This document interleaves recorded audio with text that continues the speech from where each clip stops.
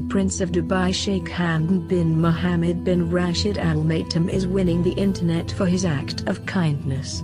He refused to use his car after he saw that birds had built a nest on it. The nest also contained eggs.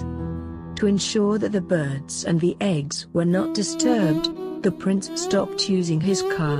Moreover, he also placed red tape around the vehicle to ensure their safety.